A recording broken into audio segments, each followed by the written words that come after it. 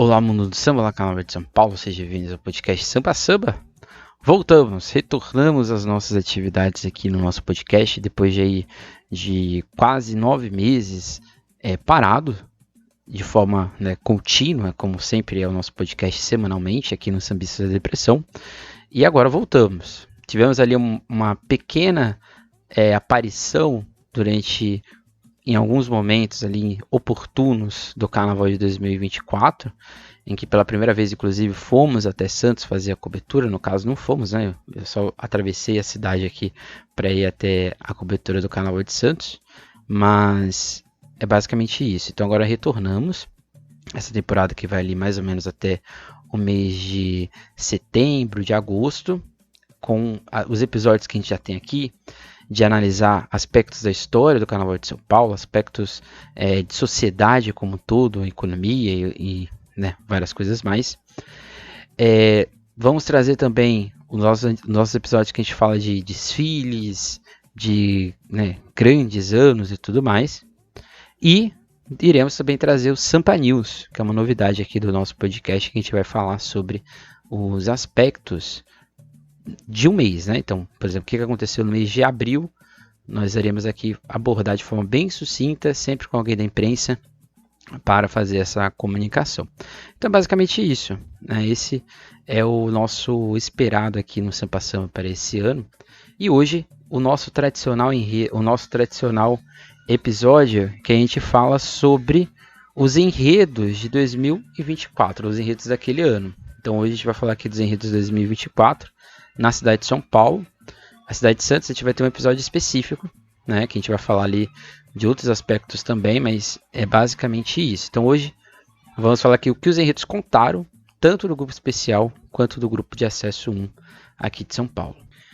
Bem, os pontos positivos, eu destacaria exatamente alguns pontos aqui, e eles ficaram basicamente localizados na mesma escola, ou nas mesmas escolas, né?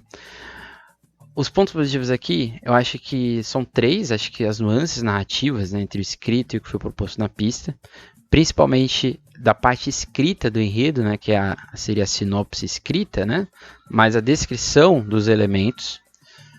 Acho que nesse sentido, a Estrela do Terceiro Milênio tem um destaque muito grande do grupo como um todo, né, porque a descrição narrativa da sinopse da Estrela do Terceiro Milênio deveria ser pública, inclusive, né? Fica aí a questão para a escola, porque ali tem muitas coisas que podem ser estudadas, né? Inclusive eu estou desenvolvendo um estudo sobre o desfile da Estrela do Terceiro Milênio, e acho que a escola poderia deixar isso mais amplo, né? Porque é muito bem escrito e poderia, né, ser explorado por outras coisas mais. Mas acho que essas quatro escolas, né, Vai, Mocidade, Tucuruvi, Estrela do Terceiro Milênio, elas se destacam nesse aspecto do que é escrito e do que foi proposto na pista, né? Tucuruvi, a Estrela, acho que na questão desde a comissão de frente, a Mocidade, Vai também. Outro tópico, acho que é importante colocar aqui nos pontos positivos, é os seus condutores, né, que tentam gerar algo criativo. E aqui a gente vai falar no próximo episódio disso, que a gente vai falar sobre aspectos de arte, mas já adiantando que é a questão da comissão de frente, né? A alteração do quesito enredo em relação à comissão de frente e o casal de Messalha e Porta-Bandeira estarem inseridos dentro da história, fez com que as comissões de frente tivessem que ter uma conexão com o desfile. Acho que a melhor conexão foi da Tatuapé. Acho que desde a comissão de frente até o carro abre alas, a escola fez um começo, né, de enredo, o melhor do grupo especial de São Paulo. A Tucuruvi, a mesma coisa, com aqueles tabuleiros de Fá, Vai com aquela apresentação do hip hop ao longo da história, né, com as mudanças de dança sendo mostradas na pista. A Estrela do Terceiro Milênio, né, que já começou a contar uma história dentro da comissão de frente, que já é uma história. A Nereide Vila Matilde, né, que tem aquele chão de mar, como se fosse a história sendo arrastada, né, sendo levada pelo mar, e a gente estivesse entrando nele para contar a história da Ilha de Itamaracá.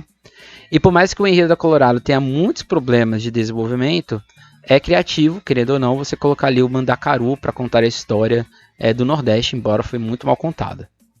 E o terceiro ponto é o arrojo estético de a comissão a todo desfile, né, que eu acabei de falar aqui, mas aqui destaco também a Mocidade Unida da Moca, né, que traz ali todos os búfalos, né, na história, né, desse sonho da Helena Teodoro.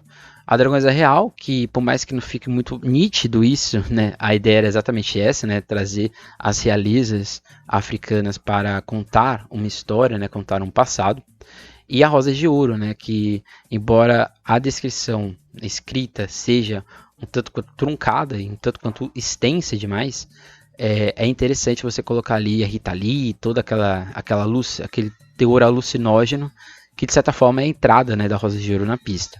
Eu acho que acho que essas escolas são as que, no meu ponto de vista, se destacam mais, né? Vai, Tucuruvi, Estrela e Mocidade, mas isso a gente vai falar mais no final, quando a gente for, né, elencar os pontos específicos de cada uma delas. Bem, já os pontos negativos, eu elencaria aqui 4, né, mas todos eles passam pelo medo, talvez, da nova proposta de julgamento, que talvez tenha gerado um espetáculo parcial, né? E acho que são 4 pontos aqui que eu destacaria, né? O primeiro deles são as narrativas soltas e que não conseguem se justificar pela sua execução. E o que seria isso, né? Muitas escolas fizeram enredos em que a parte escrita tem partes que são bastante inspiradoras, né? Ou tem momentos ali que são bastante interessantes. Mas quando isso vai se conectando com elementos, o negócio fica um tanto quanto complexo de entender, né? A Barroca Zona Sul, acho que fica muito nítido nisso, né? Porque a escola fala ali da sua história, mas fica muito assim, Wikipédia, não tem uma conexão dos assuntos, é uma sequência muito cronológica de falar dos enredos, né? Das histórias, e em alguns momentos isso fica até um pouco confuso de entender, né? Muito mais pela representação. A Pérola Negra, que a ideia era interessante de falar das mulheres do Babaçu, mas isso não ficou em nenhum momento nítido na pista. Em alguns momentos você ficava se perguntando o que estava acontecendo. A Dom Bosco, a mesma coisa. Achei que a ideia desse Nordeste independente, no meu ponto de vista pelo menos, não ficou muito bem claro na pista. Ficou ele faltando ali elementos faltantes. Tinha uma sensação também de déjà vu, né, que eu já tinha visto aquilo ali em algum momento. A Colorado do Brás a mesma coisa. Eu acho inadmissível, por exemplo, você ter 2 carros com a mesma proposta estética, a mesma proposta narrativa, só muda a cor, e você não ser despontuado por isso, né? Porque isso, de certa forma, é uma repetição de argumentação, né?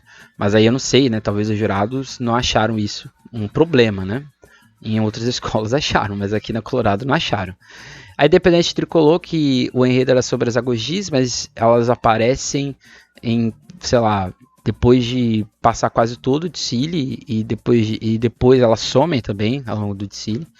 E o Império de Casa Verde, que fez uma narrativa bastante confusa, né, em alguns momentos, para entender essa associação entre a Fafá de Belém e essa floresta, né? Então essas narrativas soltas, o que eu estou querendo dizer aqui, é um grande problema de São Paulo há muito tempo, que é o enredo ficar meio que desleixado, né? O enredo ficar meio que de lado, porque sabem que se o jurado estiver ali na paz, uma justificativa do porquê tem 2 igrejas semelhantes no mesmo desfile, não vai ser despontuado. Do porquê tem tanto elemento solto para falar sobre o Nordeste, que também não vai ser despontuado. Então, nesse sentido, acho que é bastante perigoso, de certa forma, isso. Outro tópico é a pouca tensão entre coesão descritiva do enredo e o que por muitas vezes terceiriza as funções para outros quesitos. Ou seja, às vezes o enredo ele é tão mal desenvolvido na pista que ou a bateria, ou o samba-enredo, ou as alegorias, né, ou outros elementos dentro do desfile tem que ser mais protagonista que o próprio enredo, quando na verdade o enredo tem que ser o protagonista do desfile, né?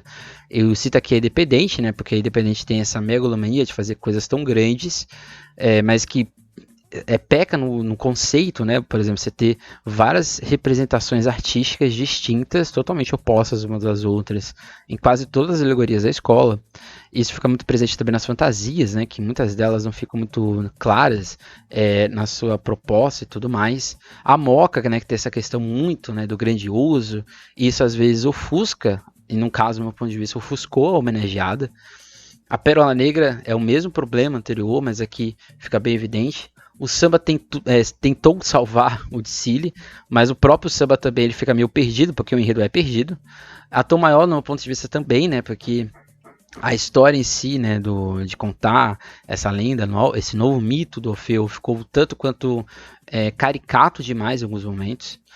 A Vila Maria, né, que faz ali um São Jorge, um Ogum e São Jorge bastante complexo de entender, então o samba, de certa forma, tentou ajuda nisso.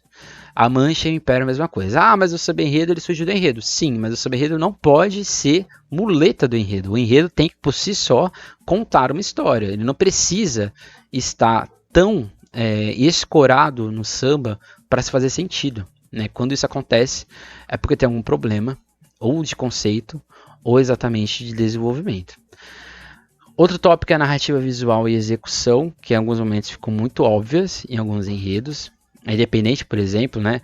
Vamos falar das agogis. Em vez de você trazer uma representação carnavalizada do assunto, você mete ali uma guerreira de Wakanda, né? Então, nesse sentido, falta em algumas escolas um desenvolvimento para que isso não fique muito chato de ver. Né? Mancha Verde teve isso, né? Essa ideia de trazer, por exemplo, o Orixá Oko, acho muito interessante, mas ficou tão infantil, ficou tão assim, não ficou muito nítido aquilo, né? Parecia que era apenas uma pessoa em cima de uma abelha. E se a pessoa não estiver prestando atenção, e muitas vezes acontece, passa despercebido, né? A Dragões Real, a mesma coisa. Em alguns momentos parecia que era o mesmo setor, só que só mudava algumas coisas. A questão da Dragões é outra, né? A Dragões ela sabe justificar muito bem as fantasias e alegorias. Então isso meio que ofusca a falta de coesão e de argumentação que em alguns momentos acontece. A Tom Maior, a mesma coisa. Eu acho que fica muito evidente que em algum momento, nesse processo de desenvolvimento de Ilha da Tom Maior, alguma coisa não se encaixou. Não sei se foi na pista, ali na hora, ou já era anteriormente, a escola tentou disfarçar isso. O Império, a Pérola e o Colorado, a mesma coisa, acho que não houve tanta criatividade. No caso do Império, acho que é o inverso. Tentou-se ser criativo demais, mas com um criativo extremamente estranho, né, de observar e de analisar. E o outro tópico são as propostas que ficam muito inchadas na sua idealização, ou seja, é muita coisa para pouco assunto, né? A gente pode novamente citar aqui a Independente Tricolor, né, que eu citei aqui quase todas, a Tom Maior, a Dragões Real, a Mocidade Unida Moca, o Império de Casa Verde e a própria Camisa Verde e Branco. Acho que pode entrar muito bem aqui, né? Que é tanta coisa para ser falada que o negócio não anda, né? E faltou aqui também a Rosa de Ouro, né? A Rosa de Ouro também se encaixaria nesse aspecto como um todo e nesse sentido também. Então a gente vai ver aqui agora as notas dos jurados, né? Muitos deles, não, a grande maioria vai ser demitido, né? Não vai ser mais jurado em São Paulo. E o destaque aqui do grupo especial é que apenas uma escola não conseguiu tirar 10, que é exatamente Independente Tricolor. E Dragões Real, Mancha Verde, Rosa de Ouro, Vai Vai, Mocidade Alegre e Tucuruvi, as únicas escolas que tiraram 10. Então, eu não discordo disso não, acho que são as escolas que talvez poderiam tirar 10, acho que a Mancha Verde, acho que é um pouco a mais essa nota aí que ela tirou, mas é basicamente isso. E no acesso, a gente teve apenas a Pérola Negra, que não tirou nenhum 10, aliás, a Pérola Negra foi a que, se a gente for juntar os dois grupos, né, foi a que teve mais desconto, né, no quesito enredo, né, são dois 9.7, um 9.8 e um 9.9. E no acesso, apenas 3 escolas tiraram 10, né, que é a Colorado, a Vila Maria e Estrela do Terceiro Milênio. A Colorado e a Vila Maria eu tenho minhas ressalvas, né, mas eu entendo, talvez, o porquê. E no especial, só essas escolas tiraram 10, né, porque todas as outras tiveram pelo menos 2 pontos, né, 2 décimos que despontuaram. E no acesso, a Nenê tirou 10, mas esse 10 foi descartado. A Nenê tirou 9.9, né? Mas ele foi descartado, então, entre aspas, ela tirou 30, né? O 39.9. O descarte, né? Daria para a Nenê a nota 10 como um todo.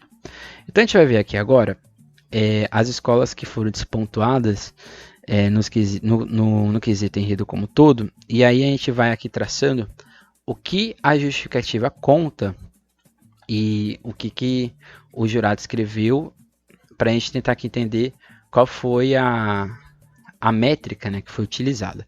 Então a camisa verde e branco ela tirou no 29.9. Muito do motivo da camisa verde e branco tirar esses décimos é exatamente a ala 28, a ala 9, que é o Leão do Mali, que na concepção dos jurados não teve uma representação semiótica, né? Ou seja, esse signo do leão não ficou muito presente. E isso foi, na visão dos dois jurados, o motivo da camisa verde e branco não tirar 10. Um dos jurados ainda argumenta, né, que dentro do abre alas existiam pessoas com o quê? Com cartolas, e que na visão do jurado isso de certa forma descaracteriza a representação do que é o enredo dentro da proposta. Então aqui quem está no YouTube está vendo um pouco melhor. Aqui a gente tem as imagens do desfile e a gente pode perceber que no croquis da escola você tinha um leão bastante, né, volumoso ali nas costas, mas que no desfile o leão ele fica ali num acetato prensado né, aqui no peito do componente. Aqui é o grande ponto que eu acho que é muito importante de dizer, né? O croquis ele não é igual ao desfile, mas é muito importante também a gente pontuar que a fantasia ela vai mudar. Ela pode ser apresentada de um jeito, desenhada de um jeito e na pista vir de outro. Para o jurado é a foto. Então a foto do desfile fica ali. Na imprensa a gente só recebeu o desenho.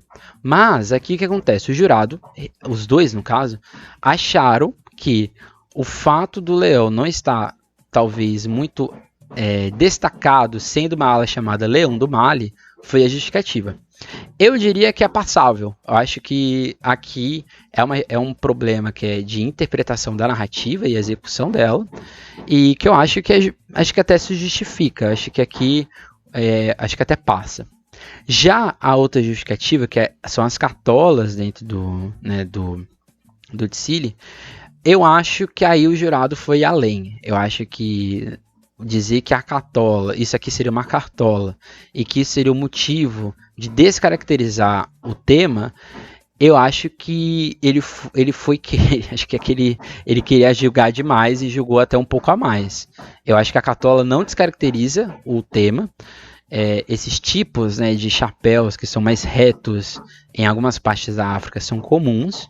A gente tem que perceber que é uma festa é um desfile de carnaval, então a gente tem carnavalização das ideias, e nesse sentido a gente pode dizer que a escultura em cima ela tem também um adorno que parece uma cartola, né? Então acho que nesse sentido acho que foi um pouco além. Acho que no geral acho que a camisa verde e branco perdeu notas, mas eu acho que foram notas que, no meu ponto de vista, se justificam. Já no caso da Tatuapé, a gente tem algo muito semelhante, só que aqui a gente tem um erro de interpretação do jurado. Tá? O jurado, os dois, né? Na verdade, vai apontar, que dá 9.9, vai dizer que a ala do Xangô tem ali um problema na representação do chapéu, em especial do machado do Xangô como um todo, e o outro jurado vai dizer que existe um casal de mestre e porta-bandeira que está num lugar que não foi avisado, e a ala, exatamente, e o casal de mestre e porta-bandeira que não passa, né, a sensação ou a ideia que a escola defende. Então se a gente pega o casal ele está exatamente atrás do segundo carro do segundo carro. Inclusive o nosso amado Kaique, né, que está ali, inclusive.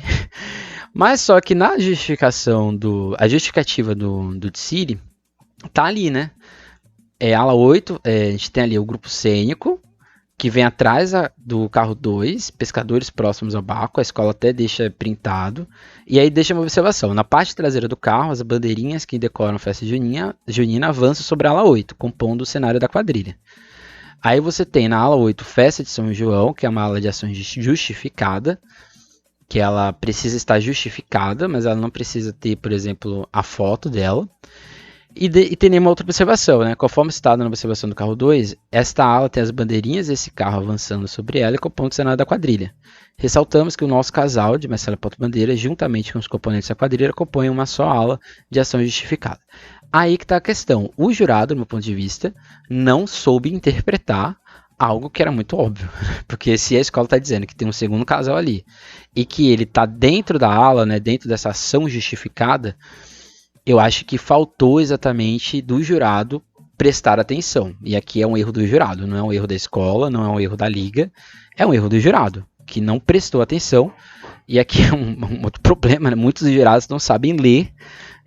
Eu me questiono se eles têm exatamente competência, agora não, porque a maioria, todos foram demitidos, se eles têm competência de fazerem, analisar um dissídio de madrugada, né? Acho que muitos não têm. Já no caso da aula de Xangô, também fica muito visível, né? O jurado ele argumenta que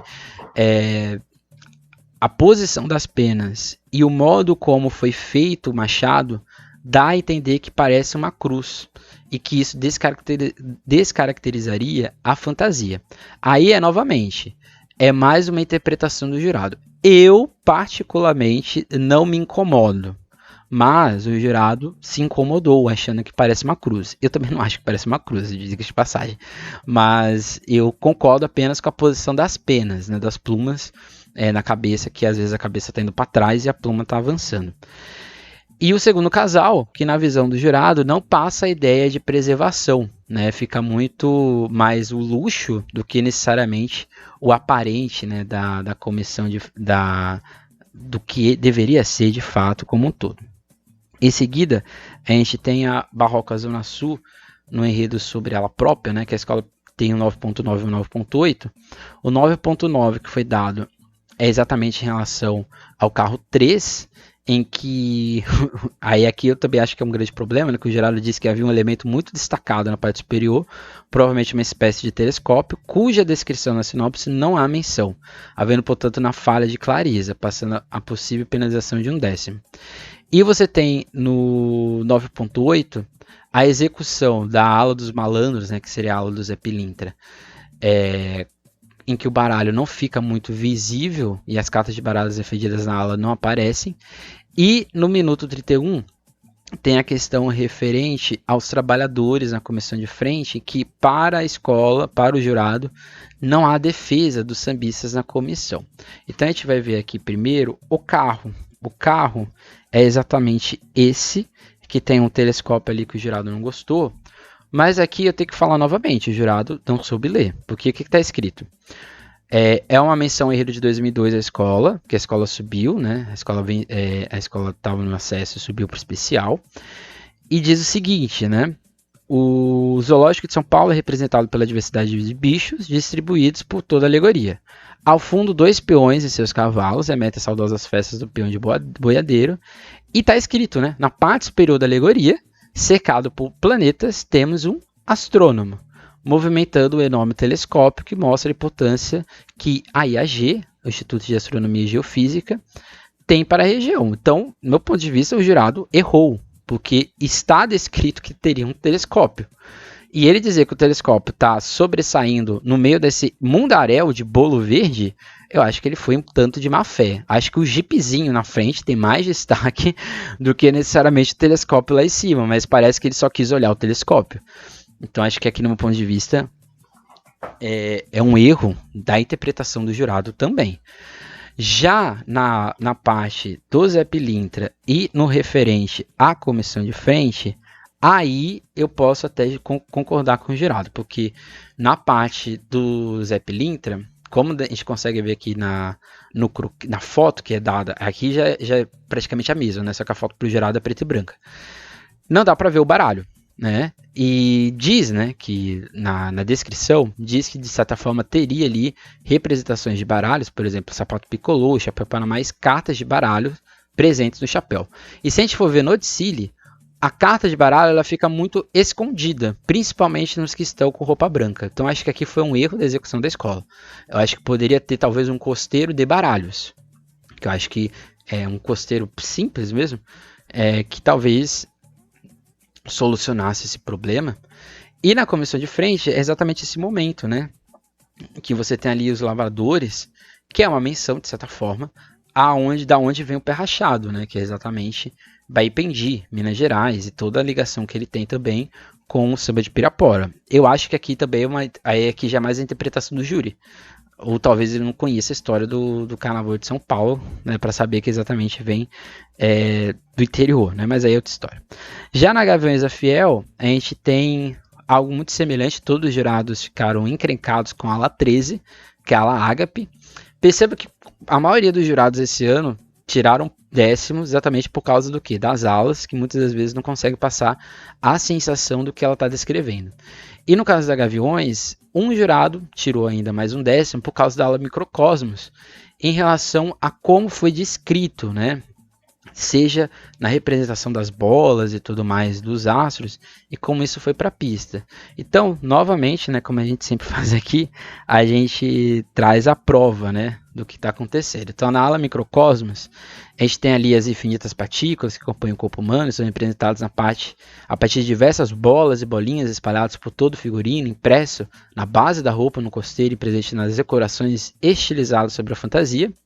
Só que a gente tem exatamente a pista e a gente tem o croquis. Aqui de novo, é mais uma interpretação do jurado. E eu, de certa forma, não vou discordar dele, porque parece, além de parecer uma homenagem ao Etevaldo, né, da TV Cultura, eu acho que também não fica muito visível essa ideia do microcosmos. Parece mais que acho que até mais por causa da estética do coteiro ser metalizada, parece mais que é o espaço, né? Que é, de certa forma, o objetivo. Mas isso talvez não tenha passado. Eu acho que aqui o jurado foi criterioso demais. Mas em relação à ala ágape, né, que é amor divino, de certa forma aqui fica bem genérico o modo como foi passado na pista. E passa até a sensação de que a ala está falando só do cristianismo, quando na verdade a ideia, né, como está escrito ali, é do amor de Deus, advém da fé, não possui nenhum caminho para ser apreciado. No costeiro temos um coração que simboliza o amor, a predominância da cor branca, o figurino tem de anjos e tudo mais. E a ideia era que falar do amor de Deus, né? Mas aqui parece que é o amor do Deus cristão. Talvez se tivesse escrito ali logo de cara que é o cristianismo, a escola não teria perdido pontos, né, décimos, nessa questão como um todo. Então essa aqui foi a Gaviões da Fiel. E a escola, no caso, a Gaviões da Fiel, ela não perdeu né? Ela perdeu, só tirou um 10 em quesito enredo. Então foi uma das mais despontuadas. Não mais que a Independente Tricolor, que foi a que mais perdeu pontos, né? Então os jurados vão tirar pontos por causa da Alegoria 2, né? Candaces do Reino de Meroe, que não é mencionado nenhuma vez na sinopse. E aqui vamos ter aqui uma ponderação. A ala 15, que a maioria deles vão tirar décimos por causa exatamente da ala 15. E a gente tem também, logo em seguida, outros jurados que vão tirar pontos, vão tirar décimos exatamente por causa da ala 14 e também da ala 15. Então vamos lá. Esse é o carro, né, de Meroe, que eu acho que aqui, assim, o ponto que aqui acho que é mais problemático é que o enredo, quando ele tenta falar do matriarcado africano, ele vai para um caminho de expansão muito grande do continente. E isso faz com que o enredo fique tanto quanto truncado, né? Porque se o enredo é sobre as agogias, que já tem uma história própria, como a Vereadora já mostrou muito bem, acho que a Independente foi muito além, né? Acho que ela abriu demais, e quando você abre demais a sua narrativa, para você afunilar, o negócio ou vai ser muito abrupto, ou ele vai ter que dar uma barriga muito grande. Então precisaria talvez de mais alguns setores para justificar a chegada das agogias.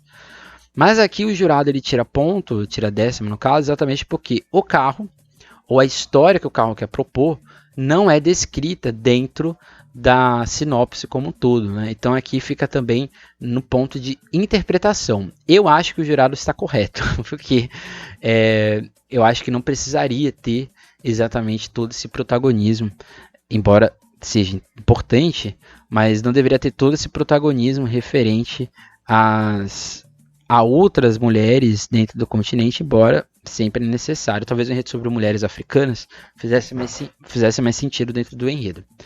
E essa aqui são as duas alas que elas foram seguidas, né? Resistência de mulher e agogia, luta e fundamento, em que a ala que está em roxo aqui é a ala referente à resistência da mulher.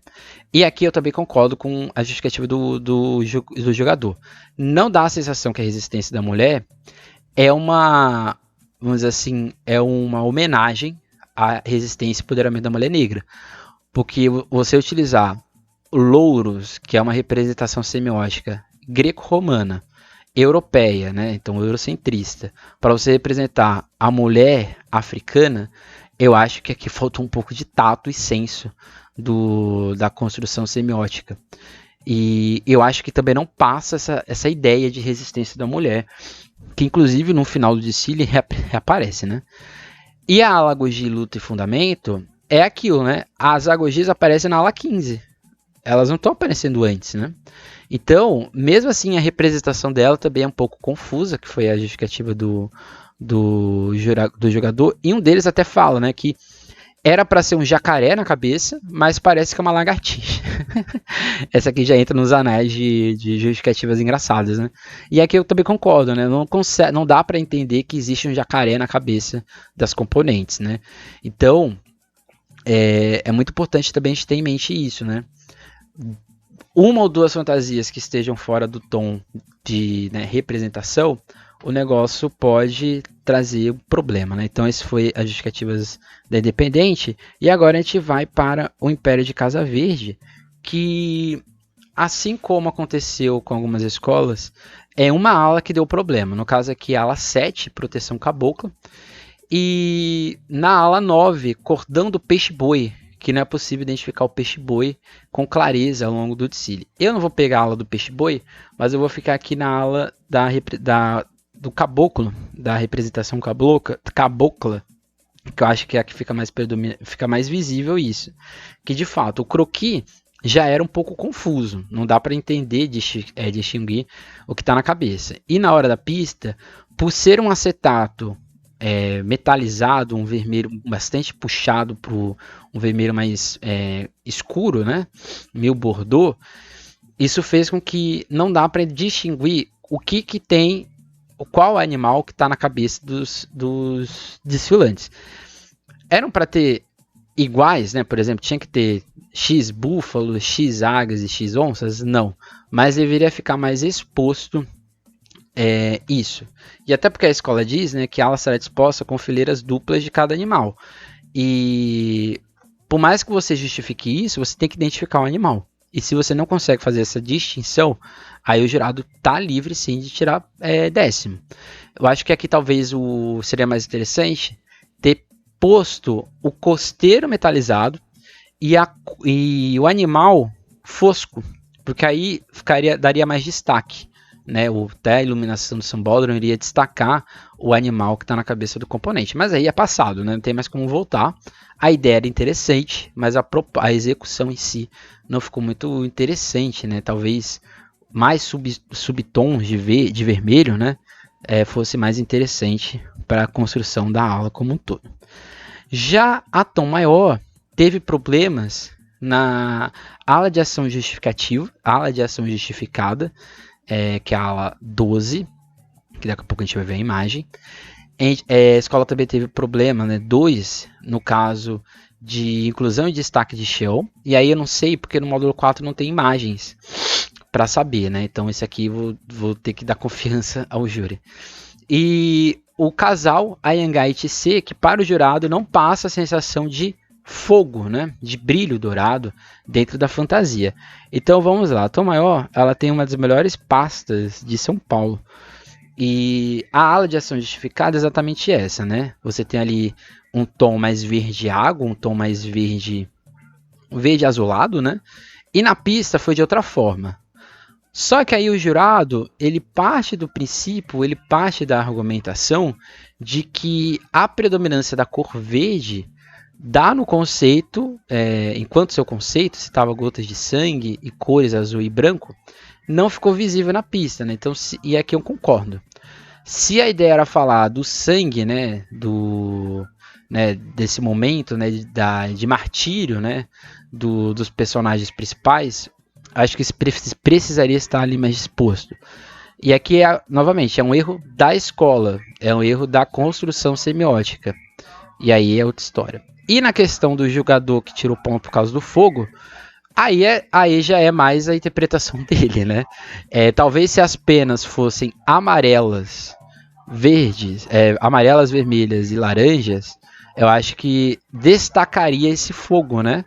E aí, de novo, é um erro da construção do carnavalesco como um todo para o desfile. Vamos ao acesso? O acesso, eu não tenho tanta possibilidade, porque algumas escolas não divulgam para a imprensa nem a sinopse, né? Só para você ver como é difícil trabalhar em São Paulo com escola de samba. E aqui na Dom Bosco, o jurado novamente tirou ponto porque não conseguiu interpretar na ala 8 a questão da cana-de-açúcar e do algodão. Os dois jurados tiram pontos nisso. E um jurado tira ponto na ala 3, moda nordestina, né? Que apresentou elementos insuficientes para falar do assunto. Concordo, a ala 3, essa daqui que está aqui a primeira, né? Por mais que o enredo a descrição seja moda nordestina, parece mais que está falando do cangaço. E aqui ficou extremamente estereotipado. O enredo da Dom Bosco é extremamente estereotipado sobre o Nordeste, mas aí é outra história. Já a ala da cana-de-açúcar e do algodão é exatamente essa. Eu acho que dá para entender a cana-de-açúcar, mas o algodão, de fato, fica um tanto quanto implícito na representação da escola. Vamos à polêmica das notas do acesso, que é a Nenê de Vila Matilde, né? Porque a Nenê de Vila Matilde, ela tem a ala de ação justificada, e o jurado argumenta que não existe defesa na pasta, e que a partir de 2024 se faz necessária essa avaliação. De fato, o regulamento diz que, para a comissão de frente, casais e seus guardiões, a ala de ação justificada não poderão ser apresentadas fotos, apenas a descrição de tais elementos na montagem da escola e a defesa de sua fantasia. De fato, pelo menos no que foi chegado a mim da Nenê de Vila Matilde, você não tem a foto, mas você também não tem nenhuma descrição da ala justificada. Talvez para o jurado tenha ido, talvez, porque se de 4 só um percebeu isso, aí a gente tem 2 pontos. Ou um foi extremamente atencioso e leu a pasta como deveria, ou os outros 3 deixaram passar, né? Talvez acharam que a descrição do setor fosse bem feita e não precisou ter essa justificativa. Mas aí eu estou mais com esse jurado aqui. Se foi dessa forma para o jurado, então a retirada também se fez necessária e infelizmente é isso que acontece. Já na Mocidade de da Moca, que tirou 2 notas abaixo de 10, a questão está exatamente em 2 alas, a ala 11 e a ala 9, né, que tem ali problemas referentes à representação e entendimento, e a inserção ali, né, do elemento historiográfico que não foi mencionado, né, um destaque à frente, que eu também não sei dizer, porque eu não estava no setor 3 para fazer essa observação. Então vamos lá às alas, né? As alas que os jurados despontuam são essas. A ala na academia, o pioneirismo preto no sangue, na raça e na cor. De fato, tem que concordar em alguns tópicos, porque a descrição do enredo diz que traz elementos negros para falar desse protagonismo da Helena Teodoro, mas parece mais que é uma aula sobre o Egito do que necessariamente uma aula sobre a Helena Teodoro. Embora eu entenda o porquê do Egito, mas eu não entendo talvez não ficou muito nítido ou não ficou muito posto. E na aula Saberes Negros também concordo, acho que não dá para entender isso aqui como saber negro, né? Ficar um tanto quanto abstrato de fazer essa leitura, e abre margem para o jurado exatamente despontuar, principalmente com as mudanças que a gente teve. Já na torcida jovem, a gente não tem muito o que falar, porque a torcida jovem não apresenta a sinopse, mas é referente à comissão de frente, que não dá a ideia de realeza africana, ou desses reis, e na ala 10, musicalidade brasileira, que não tem elementos que dão a ideia de musicalidade. E na Pérola Negra, que foi a escola que mais perdeu décimos, quase todos estão falando exatamente o quê? De como a narrativa é muito mal feita e de como essa narrativa não gerou uma proposta visual, um enriquecimento de observação dos mesmos, né? Então a gente tem isso na ala 3, a gente tem isso na descrição, né, da escrita do Dicile, a gente tem isso na ala 9, a gente tem isso no carro do Babassu, na coroação do rei Babassu, a gente tem isso na ala 5 e assim por diante. Então, ou seja, um Dicile que teve muitos problemas na questão do enredo e que infelizmente, né, levaram a escola ao rebaixamento como um todo. Vamos então agora aos destaques do nosso prêmio Seu Passama de Enredo, né? O principal prêmio, né, que é aquele prêmio do Edson Machado, foi para Tucuruvi, e aqui daqui a pouco a gente explica. O Teresa Santos de narrativa foi para o terceiro milênio. O prêmio de criatividade foi para Vai Vai, o nosso prêmio Augusto de Oliveira. Nosso prêmio Titarantes de execução foi para Mocidade. E o prêmio Talismã de originalidade foi exatamente para Vai Vai. Então, o Edson Machado, acho que a Tucuruvi tem ali uma proposta visual extremamente, não só visual, narrativa mesmo, bastante boa, bastante ousada, corajosa. Eu acho que a vinda do Vinícius trouxe uma nova perspectiva para entender enredo em São Paulo, né? À toa que ele vai se manter na escola, e isso fez com que o enredista em São Paulo fosse mais respeitado. Então acho que o Vinícius Natal, a vinda do Vinícius Natal para Tucuruvi e ter dado certo, eu acho que é um ponto de ignição para uma nova perspectiva de enredo em São Paulo, tendo visto até o próprio enredo da Tucuruvi para 2025.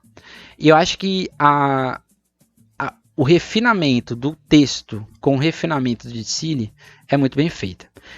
No Dicile, a execução é só um negócio na parte final. Acho que a parte final do Dicile é muito confusa em termos visuais. Mas em termos de descrição, de organização, tudo que o enredo tem que ter, eu acho que a Tucuruvi foi muito bem, né? Acho que é um grande acerto da escola, né? Do Vinícius, do Ione. Eu misturei o Iago com o Ione, né? Do Dione e do Iago aí como um todo. Já na Estrela do Terceiro Milênio, foi o mais assim impressionante, né? A descrição desse enredo do Murilo Lobo é muito bem feita.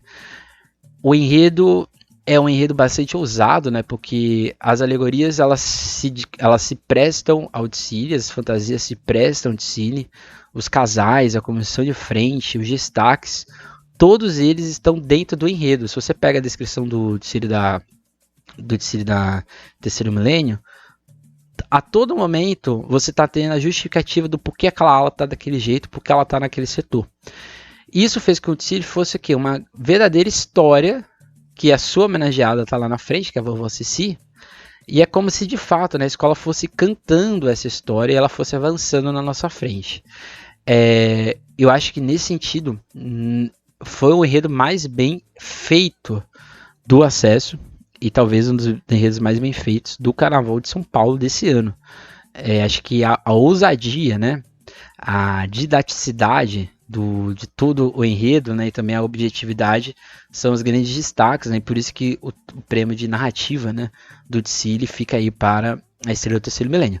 Poderia ser para Tucuruvi? Poderia, mas acho que a Estrela do Terceiro Milênio foi além, né? Ela foi inserindo os personagens ao longo de toda a história e parecia de fato um livro infanto-juvenil sendo contado na pista.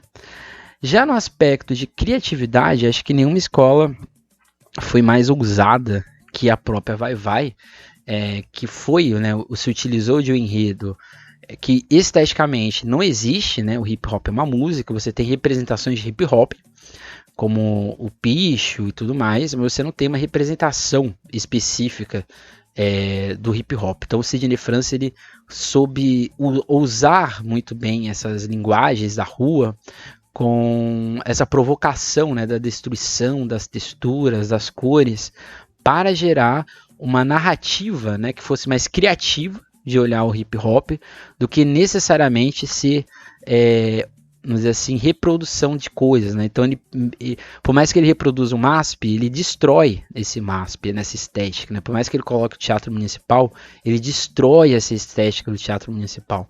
Então, ele pega ali uma originalidade, uma criatividade, né? Que gera uma originalidade, né? Que a gente vai ver daqui a pouco. Então, acho que em termos criativos, era um enredo mais difícil do grupo, né, um dos mais difíceis de São Paulo, e e ele soube encontrar muito bem o caminho para solucioná-lo.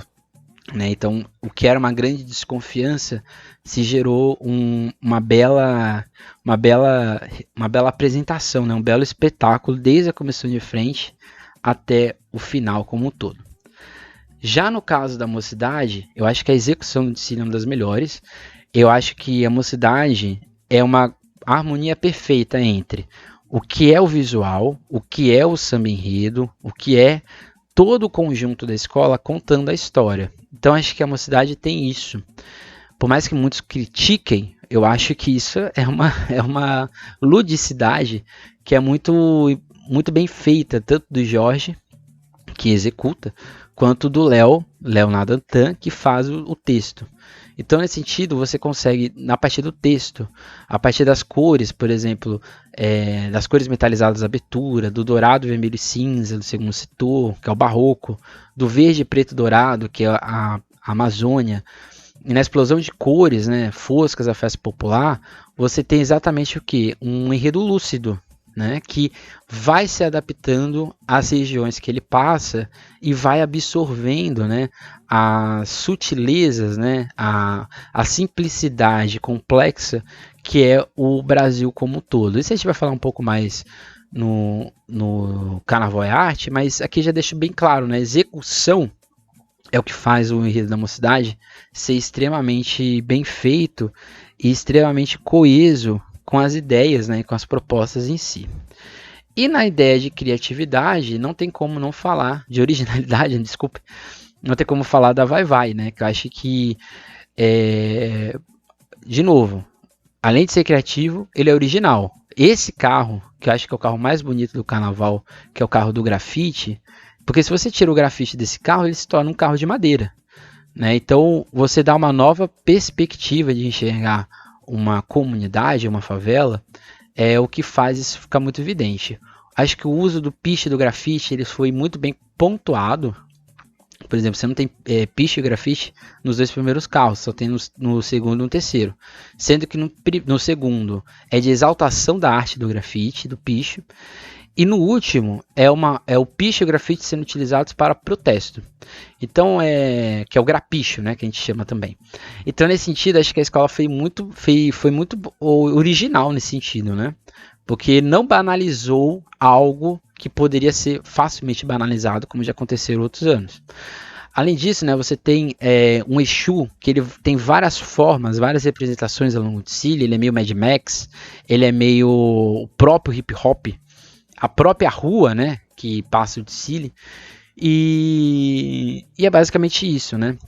Acho que a escola foi muito original na proposta, muito fresca, né? Um frescor muito grande de abordar um assunto que poderia ficar extremamente estereotipado, poderia, mas a escola conseguiu escapar disso de uma forma bastante boa, né? Eu diria, e bastante original como um todo. Então esse foi o nosso episódio de hoje.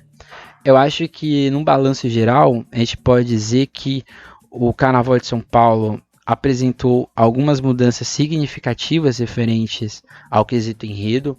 Eu acho que as mudanças que a Liga propôs do meu ponto de vista, que geram essa possibilidade de alteração do quesito como um todo. Mas eu acho que ainda ficou muito localizado. Acho que algumas escolas de fato aceitaram essa proposta e eu acho que poucas escolas ousaram como poderiam usar. E eu acho que é o seguinte também, acho que tem escolas que têm capacidade de ir além, não por causa delas, mas por causa dos seus artistas, né? Um exemplo disso é a Tatuapé, né? A Tatuapé fez a melhor abertura do Carnaval de São Paulo, mas não conseguiu desenvolver isso por completo, né? Você tem isso também, fica muito evidente isso também na... Cadê? Fica muito evidente também na apresentação da Nenê de Vila Matilde, que infelizmente o Fábio Gouveia já não está mais na escola, mas era uma ideia muito promissora, a Mocidade Unida da Moca. Acho que a Mocidade Unida da Moca ainda está muito presa nessa ideia de ficar gigante, não precisa, né? O enredo da Helena Teodoro não precisava daquele gigantismo, né? Ela ficou até escondida nesse sentido. Mas, num ponto geral, acho que os enredos que sobressaíram, eles meio que ocupam a falta de operação de ousadia, né, de rigor estético, de arte, né, espetáculo dos outros, né, como um todo.